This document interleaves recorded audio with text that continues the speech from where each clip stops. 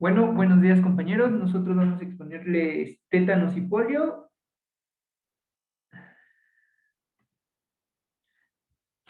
Bueno, al tétanos lo podemos definir como una enfermedad infecciosa, la cual es producida por las exotoxinas, principalmente la tetanospasmina, producida por el Clostridium tetani, que esta es una bacteria anaerobia, la cual vamos a encontrar en el intestino de animales y que por lo general va a proliferar o permanecer por un largo tiempo en el suelo u objetos contaminados. Esta se va a asociar casi siempre con heridas contaminadas y puede ser eliminada totalmente por una inmunización activa, como ya lo veremos más adelante. En cuanto a su etiología, como ya les había mencionado, el Clostridium tetani es un bacilo gram positivo, el cual va a ser esporulado, lo cual le va a dar una forma de palillo de tambor. Esto lo va a proteger contra contra diversos agentes como el calor, la sequedad y los desinfectantes, como ya se los mencionaré más adelante. Este también va a ser anaerobio y va a ser productor de exotoxinas, como ya les había mencionado, la tétanos, que es la exotoxina principal del tétanos, causante de la enfermedad, y la tétanoslicina. Esta se ha relacionado generalmente con factores o con enfermedades cardiolíticas. Esta va a tener una amplia distribución, va a tener resistencia según va a variar su forma vegetativa, que esta es su forma lábil o en forma de esporas, que ya les mencioné que en forma de espora va a ser resistente al calor, a la sequedad y a desinfectantes. Esto lo va a hacer que las esporas puedan sobrevivir por años en el suelo y va a favorecer su germinación en condiciones que interfieren a la circulación sanguínea y aporte de oxígeno, generalmente en la necrosis. Su incubación es de 3 días a semanas o incluso puede llegar a ser hasta en años. En cuanto a su epidemiología, se dice que su incidencia cayó a partir de 1940, cuando se fue descubierta la vacuna, y se dice que es infrecuente en países industrializados, como lo podemos ver aquí en el mapa, en aquellos países que la vacunación supera el 90%, pues es infrecuente. En el caso de México es este. En países que vemos señalados con rojo, con una vacunación menor al 50% o que son países en vías de desarrollo, sigue siendo un problema grave de salud. Y se dice que hay 1 millón de muertes anuales en todo el mundo. Casi el 50% de estas muertes va a ocurrir en niños y esto va a ser conocido como un tétanos neonatal. En México se ha observado un descenso considerable, reportándose solamente 41 casos de 2000 al 2010, y el caso más reciente presentado aquí en nuestro país fue en el 2016, en Michoacán. En cuanto a su patogenia, se dice que ocurren en 3 periodos desde el contacto hospedero-bacilo. El primero es la penetración, el segundo la diseminación y el tercero la fijación. Como podemos ver aquí en este mapa de flujo que les puse, la penetración y la producción de la toxina se da gracias a que hay una herida profunda, anfractuosa y con necrosis en el paciente. Esta va a producir una exotoxina, como ya se los había mencionado, y esta se va a diseminar por vía venosa u humoral. De ahí vamos a llegar a la fijación de la toxina en el sistema nervioso central. Generalmente esa toxina se va a implantar en la membrana sináptica de la segunda neurona motora, en astas anteriores y en núcleos de los pares craneales. Al estar esta fijada, vamos a tener que va a ser una acción sobre el sistema simpático, neuroendocrino y neurocirculatorio. A nivel de médula espinal va a alterar el arco reflejo y va a suprimir su inhibición. En la neurona inferior va a aumentar el tono muscular y producir la rigidez.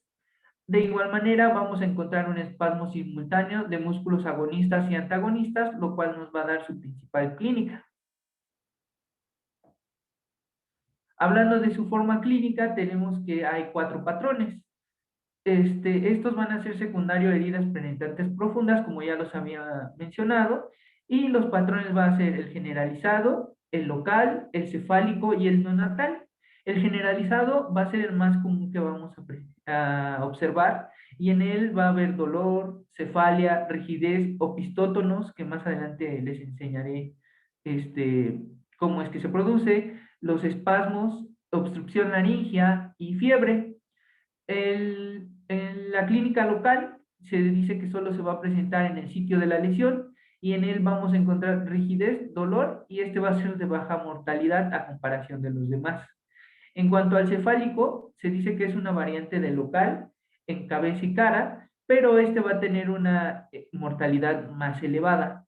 El neonatal está caracterizado por espasmos de músculos respiratorios, principalmente. Esto va a llevar a la muerte de los bebés y va a ser provocado por estímulos externos. Generalmente estos van a causar a febriles. De forma general, como ya les había mencionado, vamos a tener un estado general satisfactorio entre intervalos, va a existir la dificultad para orinar y defecar, vamos a tener disfagia gracias a los espasmos faringios y la rigidez y espasmos van a ser la principal clínica característica de esta enfermedad. Vamos a notar que la rigidez va a empezar por el músculo macetero, de ahí va a seguir por el músculo abdominal y van a terminar en los músculos extensores vertebrales causándonos el opistótonos, que es esta imagen que podemos observar aquí arriba. De ahí vamos a tener que los espasmos van a ser los encargados de la risa sardónica, que es característica de la enfermedad, como aquí podemos ver en la imagen de abajo, y el paro respiratorio y la consecuente muerte. Se dice que la fiebre va a ser presentada en fases terminales en los adultos y van a ser afebriles cuando el cuadro es leve. En este cuadro es como un resumen de todo lo que les acabo de decir, donde podemos ver que encontramos hasta la parte inferior en el suelo esporas del Clostridium tetani que provienen de las heces de los animales. Esto va a contaminar una herida, la cual va a ser tratada, como ya veremos más adelante, con aseo local y deshidratación. Esto, aunado a una disminución del oxígeno tisular, nos va a producir la proliferación del Clostridium tetani. Esto va a llevarnos a una toxicogénesis. Esta toxicogénesis, como ya se los había mencionado, va a ser, puede ser detenida por un toxoide tetánico, que es la inmunidad por antitoxina tetánica. Y de ahí va a evitar la fijación, pero en dado caso de no tener esa inmunidad, vamos a encontrarnos con una fijación de la toxina, lo cual nos va a llevar a una estimulación simpática, causándonos así el cuadro clínico que ya les he mencionado.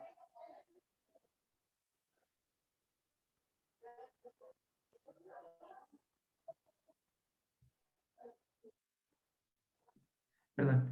En cuanto a su diagnóstico, tenemos que este va a ser totalmente clínico y va a ser basado en anamnesis y en la exploración física. Siempre hay que encontrar la puerta de entrada del bacilo hacia el organismo y se dice que lo principal o el primer signo en aparecer es el trismos con espasmos desencadenados por cualquier estímulo.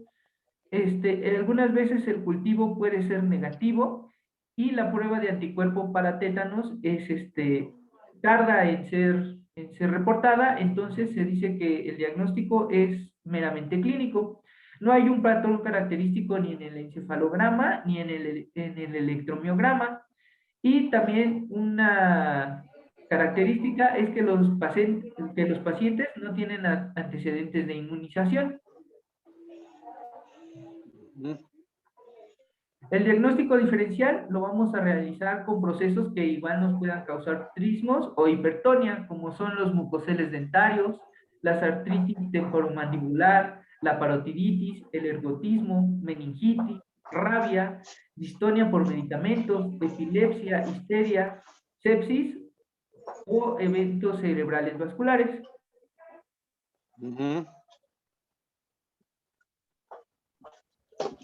Bueno, pasando a lo que ya es el tratamiento, tenemos que la hospitalización va a ser indispensable en estos pacientes. Dura un promedio de 3 a 4 semanas, pero se puede prolongar hasta 8 semanas. Durante la hospitalización tenemos que mantener al paciente en reposo en un ambiente relajado, es decir, con luz tenue, sin ruido y a una temperatura estable. También es importante mantenerlo hidratado y nutrido mediante la colocación de una sonda, ya que pues, el paciente no va a ser capaz de ingerir alimentos y bebidas por sí mismo.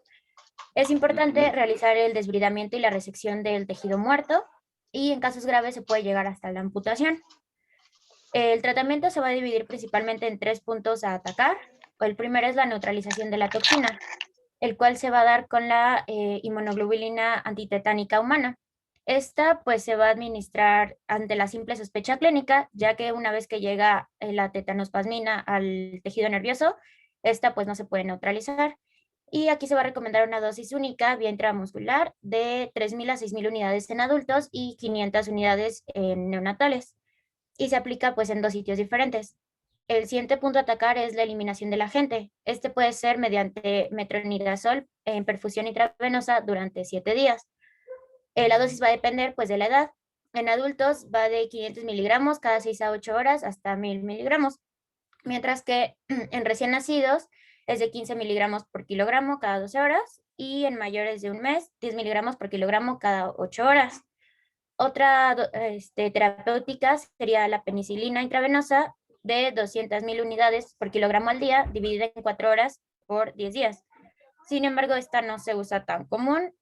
En pacientes pues, alérgicos a la penicilina se puede dar lo que es tetraciclina, macrólidos o alguna cefalosporina.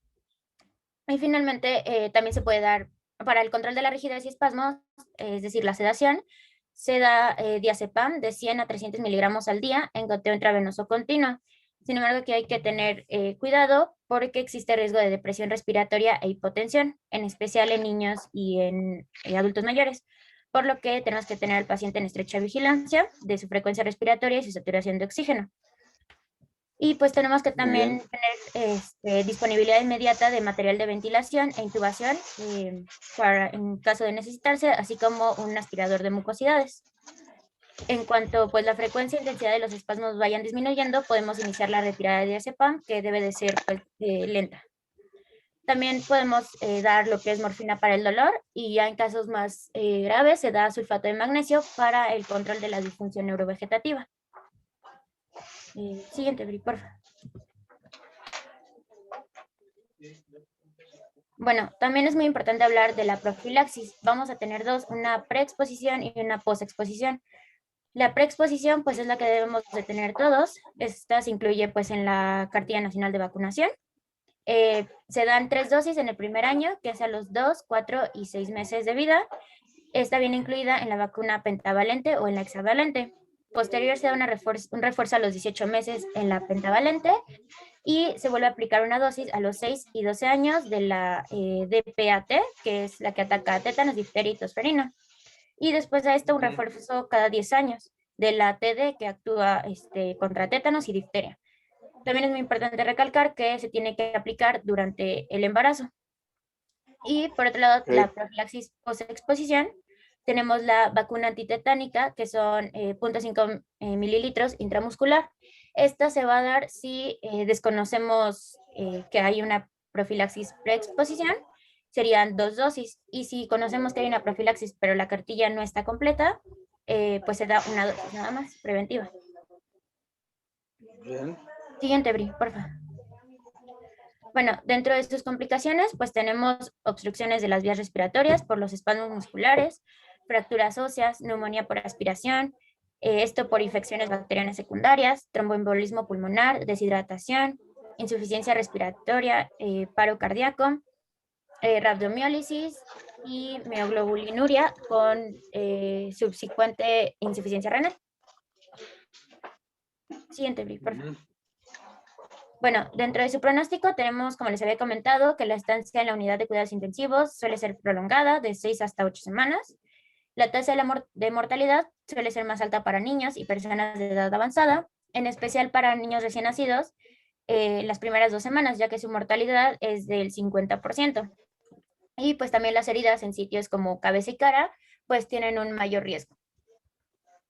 Siguiente. A ver, a ver, en esto, a ver, espérame, regrésate. Ahí estás. A ver, nomás para cerrar con este tema.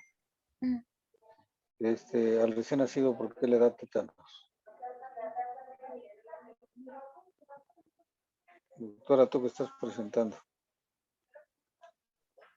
Es por una transmisión directa por A ver, le pregunté por el canal de parto, ¿no? No. ¿Cómo te llamas? ¿Estás presentando? Alejandra. Alejandra Alonso. Sí. Ah, bueno, a ver, Alejandra. ¿Por qué crees que le da tétanos a un recién nacido? Ya dijiste canal del parto, yo te digo que no. Puede ser por el instrumento cuando se corta el cordón umbilical, que no esté Exactamente, esterilizado. mira, muchos de estos niños, cuando se vayan a su servicio social, les van a llegar niños o van a tener que atender partos en su domicilio. Cuando los llamen, pues deben llevar su material estéril. Muchas de las señoras en los pueblos o ranchitos no tienen ese material bien esterilizado o cuando menos servido y cortan el cordón umbilical con cualquier instrumento, ¿no? Y entonces esa es una de las causas por las que se produce tétanos después del nacimiento por el cordón umbilical, que se hace con instrumentos no estériles. La otra es, también como pasantes, ustedes que estén en un servicio social, tienen que ver que cuando vean a un paciente por primera vez y tengan la sospecha o vean que llegan con cierta datos clínicos, busquen precisamente lo que decías en una de tus diapositivas, o decían, es la herida, el origen de la entrada, por donde supuestamente puede entrar el germen. Y bueno, porque los datos clínicos, pues una vez que está el paciente ahí, ya es difícil, pues ya lo único que te queda es dar el tratamiento. Aquí lo importante es que lo evites o que te adelantes al cuadro clínico. Siempre que se lastimen o que una persona se pique con algo, agujas, alambres oxidados o estiércol, los corrales, por ejemplo, los veterinarios, esos se tienen que inyectar o poner vacunas, no solamente para la rabia, sino también para el tétano, porque son personas que están expuestas. Entonces, dependiendo de la ocupación de la persona, ustedes ya se adelantan y pueden prevenir. Porque ya el tratamiento en sí es complicado, ya puede venir muchas cosas, porque requieren ventilación mecánica, porque se agregan otras infecciones, puede haber problemas ya a nivel cerebral importante, incluso la muerte. Entonces, ustedes como pasantes que van a hacer, que van a ir a un servicio social, una de las principales enfermedades que van a ver a nivel rural, si es que van a los pueblos o eso, es el tétanos. Entonces, adelante, síguele. Siguiente, Bri, por favor. Y bueno, ya pasando a lo que es la poliomielitis, tenemos que esta pues es una enfermedad altamente contagiosa causada por la infección con poliovirus que afecta principalmente a niños. Esta pues se transmite de persona a persona, fundamentalmente por lo que es la vía fecal-oral, iniciando la infección en el tubo digestivo, con diseminación a ganglios regionales y en algunas ocasiones a sistema nervioso central, donde causa inflamación de neuronas motoras de la médula espinal, ocasionando parálisis, atrofia muscular y ocasionalmente deformidad. Sin embargo, pues esta en México pues ya se encuentra erradicada. Les puse este dato nada más de que pues el 24 de octubre es el Día Mundial contra la Poliomielitis. Siguiente, Bri, por favor. Bueno, dentro de sus generalidades tenemos que esta va a ser causada por el poliovirus, que es de género enterovirus de la familia Picornaviridae. Va a estar compuesto de RNA desnudo de cadena positiva, tiene forma icosaédrica, mide 30 nanómetros de diámetro y va a contener 3 serotipos de antígenos. El Eso es 1, 2, icosaédrica. Bueno, y bueno, icosaédrica, ¿qué quiere decir? Bueno, más para no creas que te estoy molestando. Ya vi la imagen, pero ¿qué quiere decir? ¿Que tiene varias caras o qué? Como si fuera un diamante. pues básicamente sí, que tiene pues muchas caras. Pero bueno, después me dices el término icosaédrico. Ya no me acuerdo. Ok. Bueno, Mide 30 nanómetros. sí, bueno, es lo que encontré Sí, de está bien, diámetro. está bien. Y Sí, bueno, está bien. ajá. Bueno, este contiene 3 serotipos de antígenos, pues el BP1, el BP2 y el BP3, siendo el tipo 1 el más paralitógeno y que suele ser la causa más frecuente de las epidemias. Ujú. Siguiente, por favor. Muy bien. La que sigue, por favor. Bueno, dentro de su epidemiología, como les comentaba, afecta principalmente a niños, en especial a menores de 5 años. Se encontraba más bien principalmente en regiones de clima templado, especialmente en verano y otoño. Y bueno, en 1881 fue cuando se registró la primera epidemia en Medellín. Sin embargo, pues en México en 1990 se registraron los últimos 7 casos. Y 4 años después, la Organización Panamericana de la Salud certificó la erradicación de la enfermedad en América. Y pues un dato fue que en el 16 de mayo de 2014 se emitió un aviso epidemiológico de la CONAVE ante la propagación internacional del poliovirus salvaje pues en 2014. Pues mencionaba que había que aumentar las medidas de prevención, en especial lo que es la vacunación. Pero pues se encuentra más que nada en Afganistán, Guinea, Irak e Israel. Y tenemos que pues esta es una de las enfermedades más graves, pues prevenibles por vacunación. 1 de cada 200 pues sufre parálisis irreversible y del 5 al 10% llegan a fallecer. Siguiente, Bri, por favor. Como les comentaba, pues la transmisión va a ser persona a persona, ya que el humano es el único hospedero. Esto pues va a ser por vía digestiva y puede ser respiratoria. Su fuente va a ser la materia fecal y gotitas respiratorias, mediante su mecanismo que es por aerosoles o ingerir agua y alimentos contaminados con materia fecal. Por eso hay que lavarse las manos también y ponerte cubrebocas. Ya nos está dejando mucha enseñanza el coronavirus, Siguiente, porque es la misma vía de transmisión. Bueno, ya pasando a la replicación del poliovirus, va a entrar a las células infectadas a través de un receptor que se va a llamar CD155. Ahí es donde va a comenzar su ciclo biológico replicativo.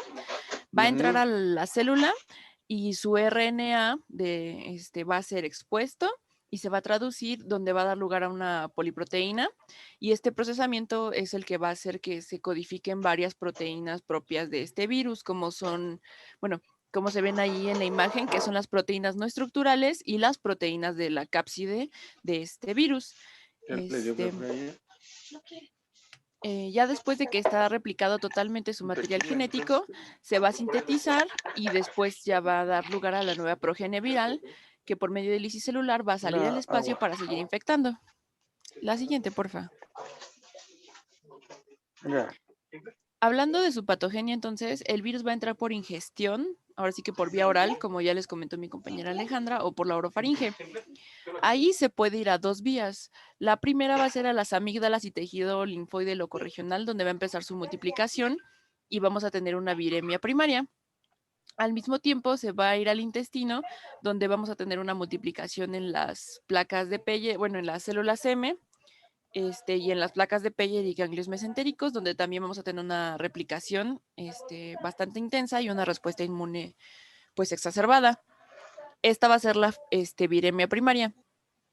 En caso de que esta viremia primaria menor no se contenga, vamos a tener una viremia secundaria, que es cuando este virus ya va a salir a espacios meningios, a neuronas motoras, a encéfalo, y pues obviamente es cuando este virus ya nos puede dar daño tanto neurológico y las propias secuelas que vamos a ver.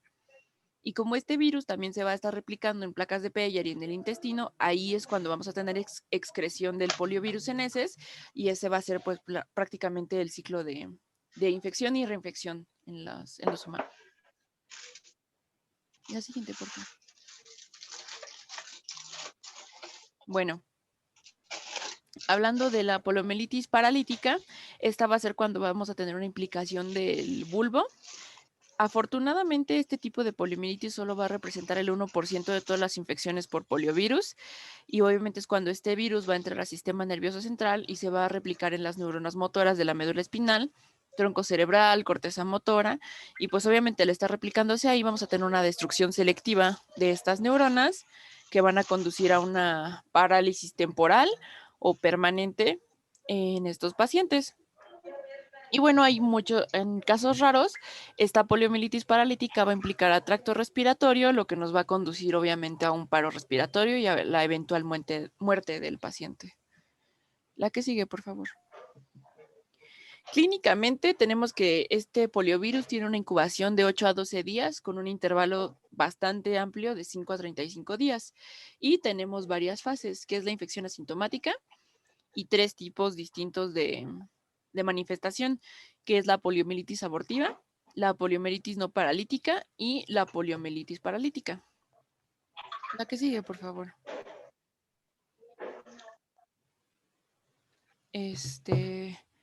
Bueno, entonces, en la forma asintomática, esta representa el 75% de los casos, más o menos, pero pues ya ahorita ya no hay datos porque es una enfermedad que ya está erradicada. El virus en este caso se aislaba en la faringe o en las heces del paciente, y en este tipo de infección asintomática el paciente desarrollaba anticuerpos específicos contra el serotipo que lo está invadiendo y pues hasta ahí se quedaba. Otro tipo de manifestación es la poliomielitis abortiva, que representaba el 4 al 8% de los casos de poliomielitis y se le llamaba también poliomielitis no manifiesta.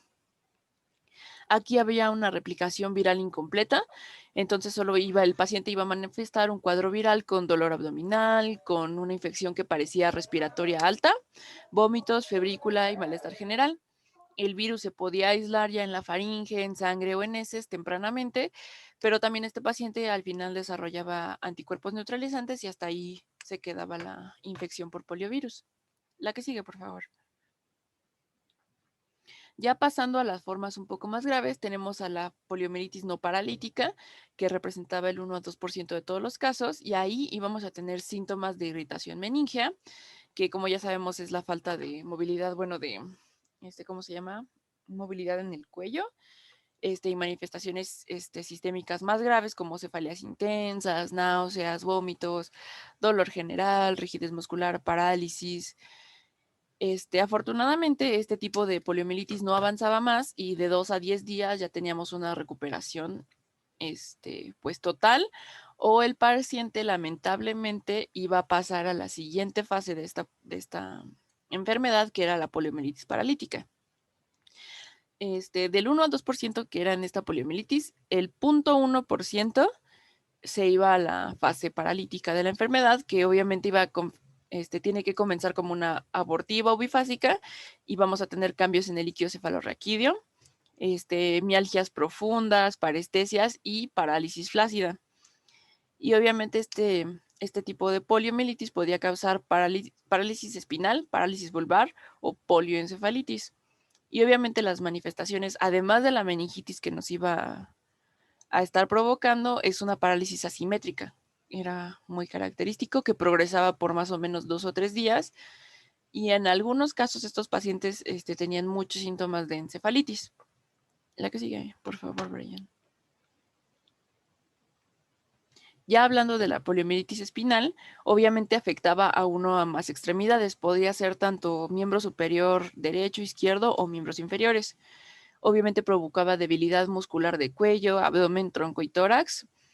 Y las afecciones más frecuentes de este tipo de poliomielitis eran extremidades, pero en su parte proximal. La que sigue, por favor. Y ya pasando a la poliomielitis vulvar, esta es la manifestación pues más grave que se podía dar en los pacientes, porque podíamos tener parálisis de los músculos de la faringe, de cuerdas bucales y obviamente de músculos respiratorios. ¿Esto qué quiere decir? Que los pacientes obviamente iban a entrar en paro respiratorio, y este tipo de poliomielitis puede causar la muerte hasta en el 75% de las personas. Estos pacientes obviamente iban a cursar con disfagia, con regurgitación nasal, voz nasal, y otros síntomas de compromiso vulvar. y obviamente tienen incapacidad de controlar las secreciones bucales. Por lo tanto, obviamente el tratamiento de este tipo de pacientes era la aspiración de secreciones y material de intubación.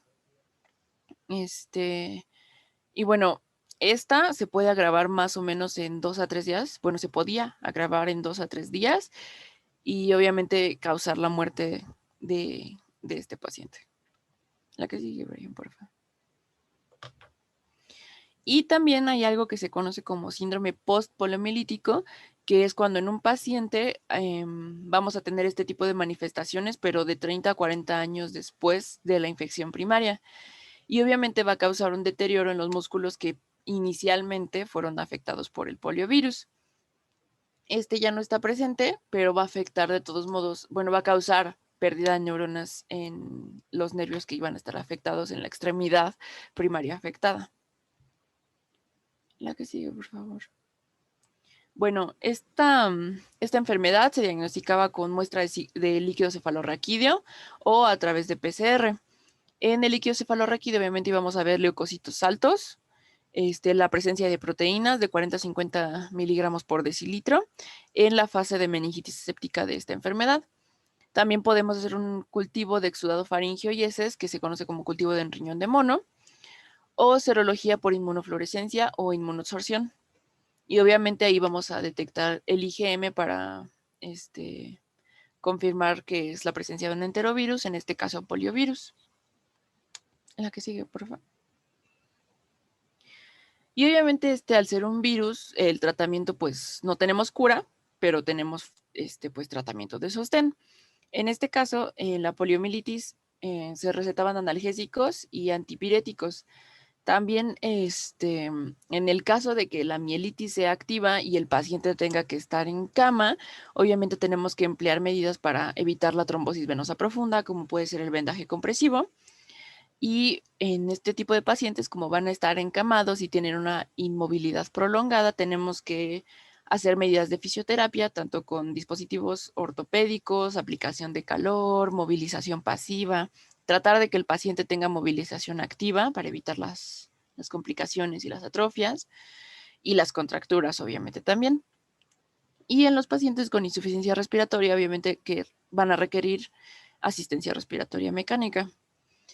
Y obviamente estos pacientes van a estar sedados. La que sigue, Brian, por favor. Y bueno, la vacuna contra la poliomielitis la tenemos en 2 fases, que es la vacuna de poliomielitis inactivada, también se conoce como VPI, y esta se puede aplicar en el calendario de vacunación en los 2 meses y en los 4 meses. Posteriormente tenemos a la vacuna de la poliomielitis atenuada oral, que también se conoce como Sabin. Y esta se va a administrar a los 6 meses, después a los 15, 18 meses y otra vez de los 5 a los 6 años. Y obviamente el tipo de prevención pues primaria es la deposición sanitaria de excretas, aireación adecuada en habitaciones, el aislamiento del paciente que tenga obviamente poliovirus, lavado frecuente de manos, higienización de alimentos, el uso del cubrebocas, prácticamente pues todas estas medidas que han estado muy activas desde esta pandemia de coronavirus son muy aplicables en la enfermedad del poliovirus. La que sigue, por favor. Y bueno, les puse algunos puntos clave que hay que tener muy presentes, que es que la mayoría de las infecciones por poliovirus van a ser asintomáticas, menos del 1% de los pacientes va a desarrollar este síndrome de debilidad flácida o poliomielitis paralítica. Su detección de parálisis vulvar sin pérdida sensitiva en la enfermedad en un niño no inmunizado obviamente va a indicar poliomielitis paralítica. Entonces, pues obviamente en un paciente que tengamos que no va a estar inmunizado hay que sospechar de poliovirus en caso de parálisis. Tenemos que solicitar cultivo viral de heces, de líquido cefalorraquídeo por RT-PCR o LCR, o líquido cefalorraquídeo o hematocultivos. Y obviamente 2/3 de los pacientes con poliomielitis paralítica van a tener una debilidad residual y permanente. Y este tipo de pacientes pueden salir con fisioterapia, con dispositivos ortopédicos y en algunos casos con cirugía. Y obviamente todos los niños recién nacidos y los niños tienen que ser vacunados contra el poliovirus.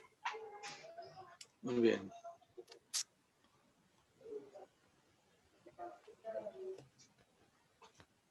¿Alguna pregunta?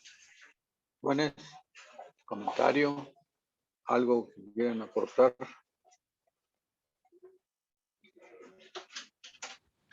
Todo bien por el momento, Doc. ¿Todo bien? Yo tengo una. En cuanto, regresándonos un poquito a tétanos, la limpieza de la herida es más recomendable utilizar agua oxigenada, alcohol o Jabón, jabón. primero jabón y agua, o sea, agua y jabón. Eso es lo primero. Y ser hasta cierto punto bien estrictos con la intensidad del lavado. No, si le quieres poner agua oxigenada, si le quieres poner otra cosa, pues ya. Pero lo principal es agua y jabón. Ok. Y casi inmediatamente después de una lesión, sobre todo si estás en lugares donde, por ejemplo, los futbolistas llaneros, cuántos trancazos o raspones se dan en la cancha. Y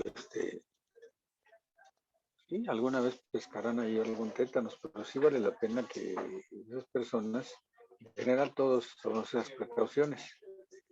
Si eres albañil o se dedican a esas cosas, pues les toca arañarse ahí, picarse con clavos, alambres oxidados, o en los corrales, los campesinos, los vaqueros, todos, también son gente expuesta. Entonces, pues en ellos es más indicada la prevención. Y sobre el lavado, pues es obligado. O sea, en una herida que sepas que una persona se lesionó, el lavado. Yo vi algún caso de un campesino que se enterró una astilla un mes antes. Un mes antes se enterró una astilla en la uña.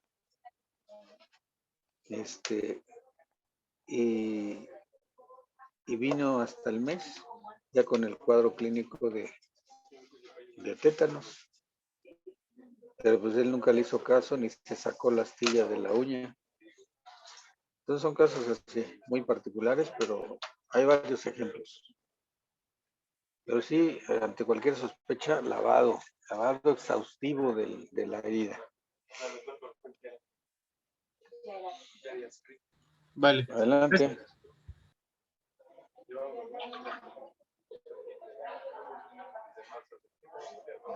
¿Quién sigue? Seguimos nosotros con rabia. A ver si... Ok, ya puedo presentar. Sí.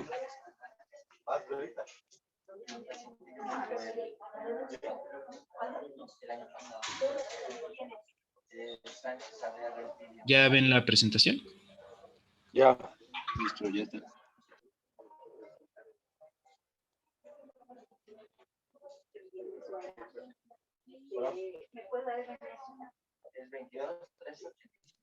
Ok, nosotros somos el siguiente equipo y les vamos a presentar Rabia. El equipo está conformado por Karen Soria Álvarez, Iván González González y su servidor José Guillén Hernández. Rabia es una zoonosis producida por un virus neutrópodo que tras penetrar una solución de continuidad de las mucosas se fija en el sistema nervioso central. Esta zoonosis en cuyo ciclo natural de la infección humana es un evento accidental, es decir, un paciente o una persona que iba y que si es mordido por un perro que está infectado por la rabia, pues le transmiten la enfermedad. Este virus es afín al neurotropismo, es decir, que tiene afinidad a la invasión del tejido cerebral, por decirlo así. En el peor de los casos nos puede generar una encefalitis viral y pues la enfermedad se transmite por la mordedura de un animal rabioso, por lo general perros, aunque por ejemplo animales silvestres o más salvajes, como los murciélagos, también presentan una importante reserva en muchas regiones del mundo. La siguiente, por favor. La etiología, este virus pertenece al género del Savirus de la familia Rhabdoviridae La forma de este virus parece como si tuviera un fusil, si fuera un fusil, perdón. Y como les dije, tiene la capacidad de ser neurotrópico. Las dimensiones de este virus son de 180 nanómetros de largo por 75-80 nanómetros de diámetro y está compuesto por 5 proteínas estructurales. La proteína G, la N, la NS, la M y la L, como lo podemos ver ahí en la estructura, y es un ARN monocatenario de sentido negativo. Su genoma es de aproximadamente 12.000 pares de bases de longitud. La siguiente. Podemos encontrar la rabia alrededor de todo el mundo, sin embargo, ya hay países en donde esta enfermedad ya ha sido erradicada. Los lisavirus, como les dije, circulan en mamíferos vectores de las órdenes carnívoro o criptófera, es decir, aquellos murciélagos, que incluyen murciélagos, zorros, chacales, coyotes, zorrillos, mapaches, mangostas y monos. Esto del hábitat más silvestre. Sin embargo, del hábitat más urbano, pues encontramos los perros o los gatos. Y en América Latina y en el Caribe, los nuevos casos de rabia se han reportado del 95% en humanos y 98% en perros desde el año de 1983, de acuerdo a la Organización Mundial de la Salud. Nos da un dato de que la rabia causa aproximadamente 60.000 muertes cada año en el continente africano y en el continente asiático. La siguiente, por favor. Estos son los casos que han sido reportados por esta enfermedad, bueno, la muerte por esta enfermedad en América Latina, donde podemos ver que Haití es el que tiene más incidencia de muerte, seguido Bolivia, Brasil y República Dominicana, con un total de muerte de 56. Tampoco son muchos muertos en general, pero pues tampoco sigue siendo cero. Así, por favor.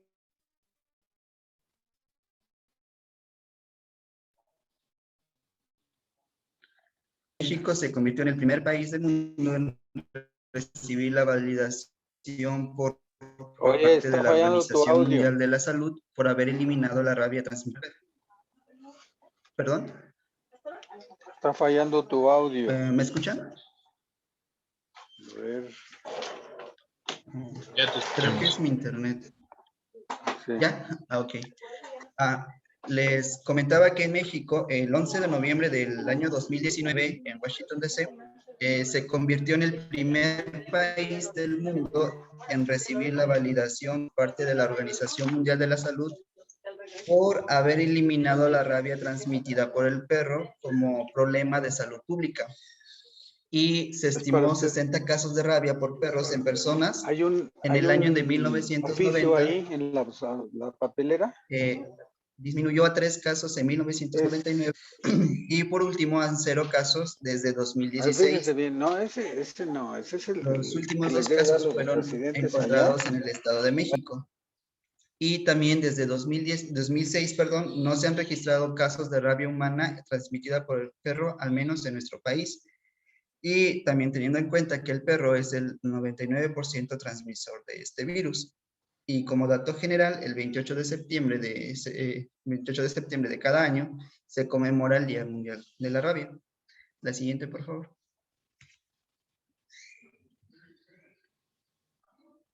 Y de acuerdo a México, las personas infectadas por el virus de la rabia derivan de los ataques de un casi 90% de los perros, 3.8% de quirópteros o del género de los murciélagos, gatos en un 1.9% y otros animales en un casi 5%.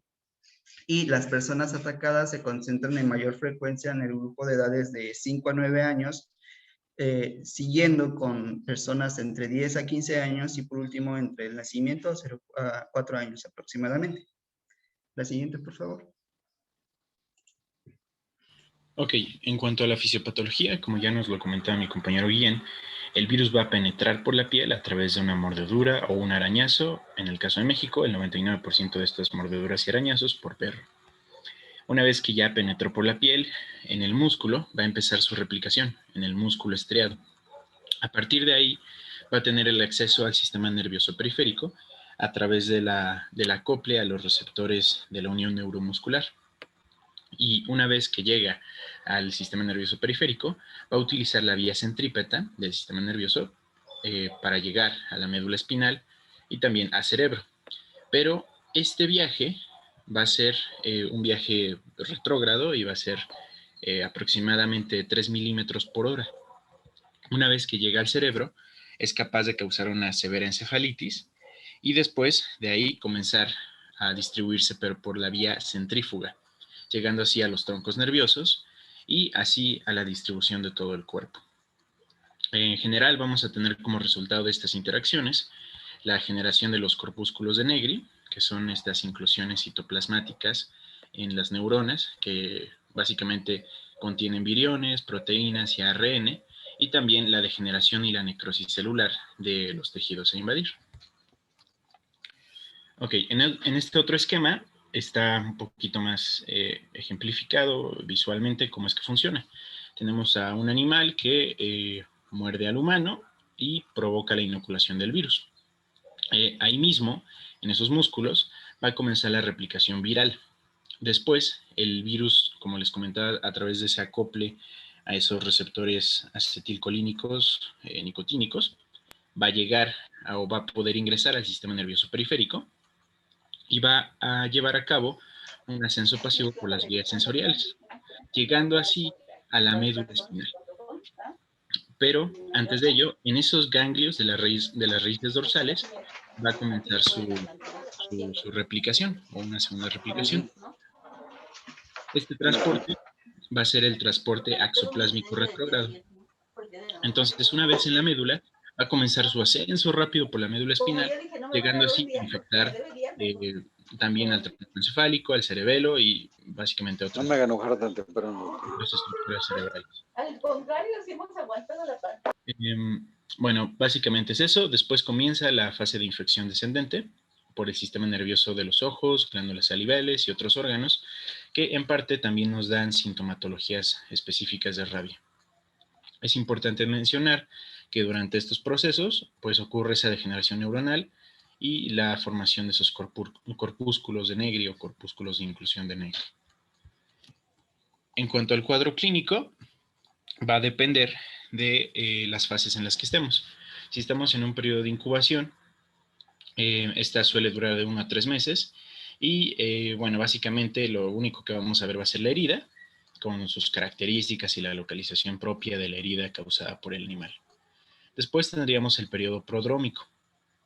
Se le conoce también como una fase melancólica, tiene una duración de 1 a 2 días, se caracteriza por la presencia de fiebre, cefalea, anorexia, fatiga, náuseas, vómitos y tos. Existen alteraciones psíquicas ya en esta fase, como lo son la ansiedad, la depresión, irritabilidad, insomnio, nerviosismo, agitación, temor, y también ya puede presentar algunas parestesias o fasciculaciones. Puede ya también tener algunos trastornos de la respiración, también en la fonación y la musculatura faríngea, que puede manifestarse como una odinofagia.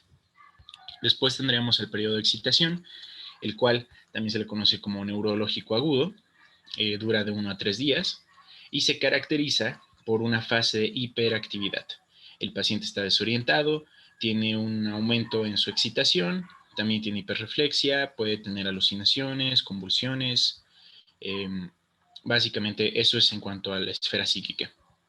En cuanto a los demás esquemas, tendríamos una respiración anormal, salivación espumosa, porque como recordarían en el esquema de acá, sí se afectan las glándulas salivales. También tendríamos espasmos en los músculos faringios y laringios. Y también algo característico de esta enfermedad, que sería la hidrofobia, la aerofobia y espasmos clónicos. Después de esta fase de la excitación, tendríamos la fase final, que creo que también le llaman de coma. Esta dura, periodo que también se le conoce como periodo paralítico, dura 1 día y se le considera el final de la enfermedad, en la cual puede haber una disminución de los fenómenos de excitación o también de la parálisis, promoviendo así el momento de la parálisis de las extremidades de los pares craneales. Y aquí puede ocurrir la muerte. ¿Por qué la muerte? Bueno, por la apnea de origen vulvar.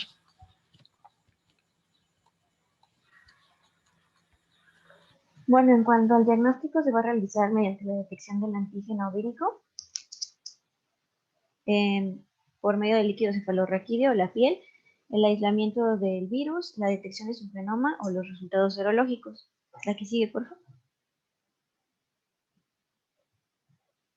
Bueno, para la detección del antígeno vamos a utilizar la técnica de inmunofluorescencia directa o para la detección de su genoma una prueba de PCR, que es una prueba rápida y sensible, y pues estos dos constituyen los métodos de elección para el diagnóstico de rabia.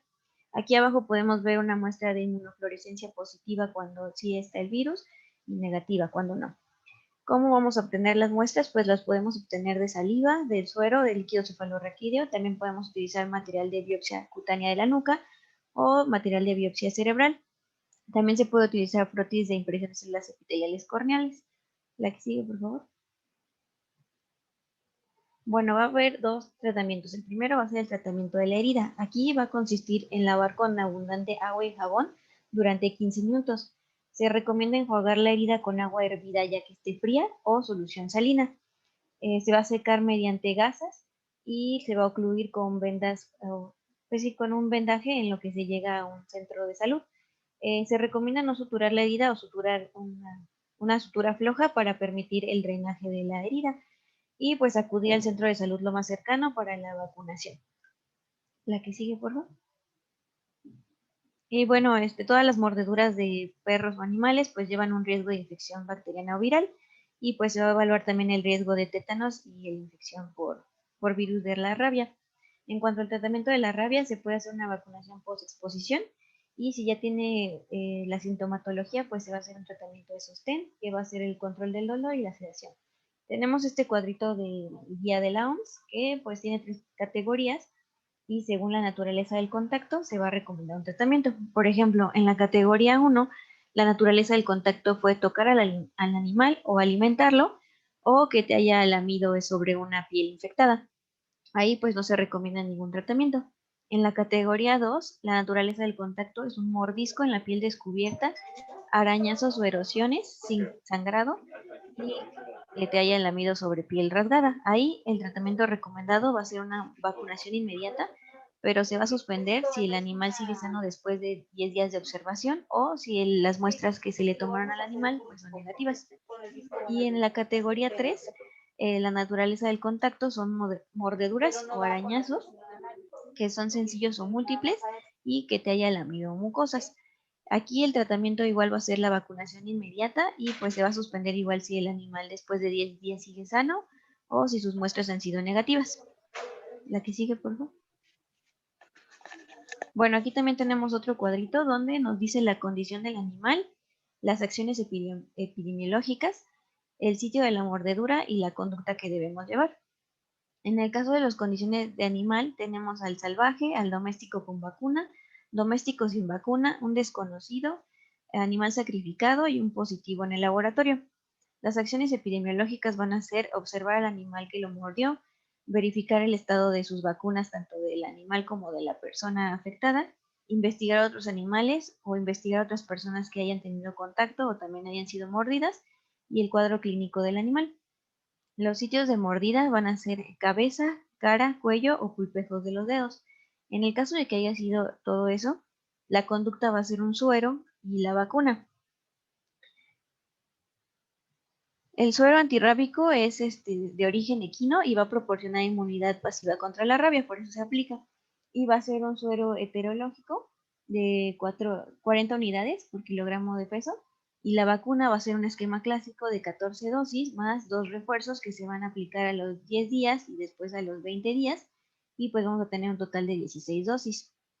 En el otro caso donde la condición del animal es salvaje, desconocido, sacrificado o positivo al laboratorio, las acciones también van a ser observar al animal que mordió, verificar su estado de vacunas, investigar a otros animales, a otras personas implicadas y el cuadro clínico del animal.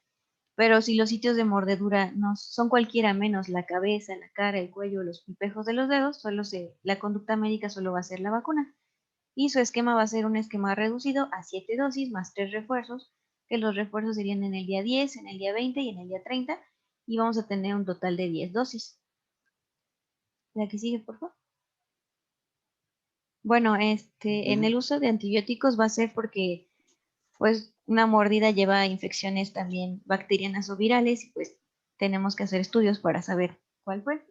Entonces, las infecciones relacionadas con mordedura de perro, pues de origen microbiano, pues suelen ser por Pasteurella y bacteroides y vamos a usar antibióticos. En el caso de adultos va a ser amoxicilina más ácido clavulónico.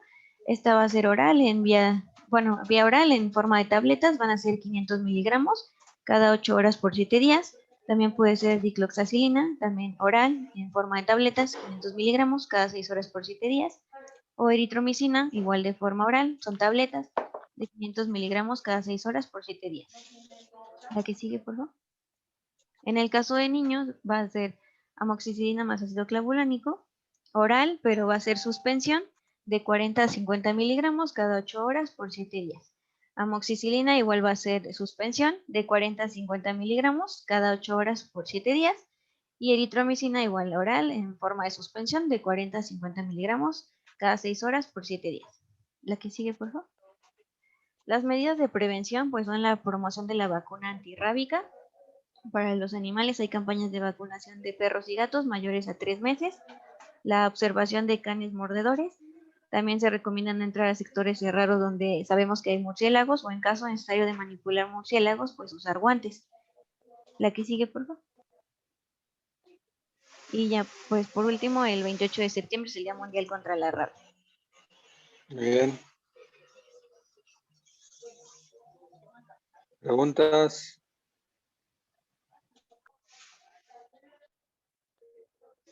No, doctor. Bien. Todo está claro. Todo bien, doc. Todo. Bien. ¿Va a poner todo lo mismo? Obviamente ya nada más le cambiamos. ¿Falta algún otro tema?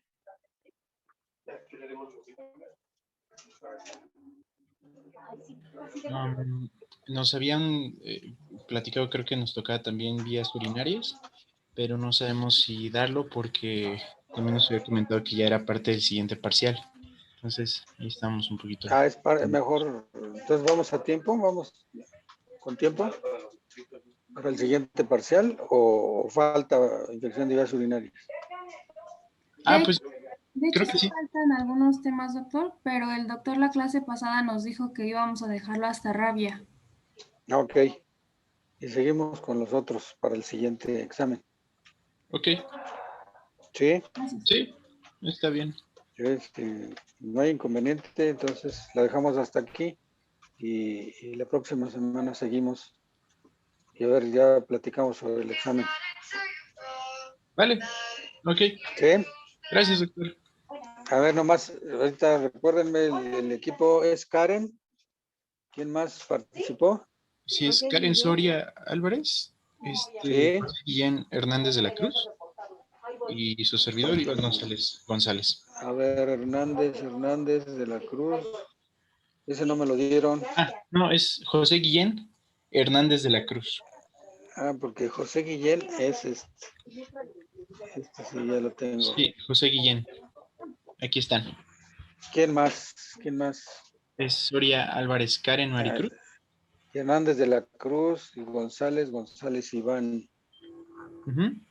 Muy bien. Entonces, quedamos para el próximo martes. Ok. Y ya les comunicamos lo del examen. Claro para que el segundo parcial, ¿verdad? Sí. Bueno, pues buena tarde. Pórtense bien, cuídense mucho.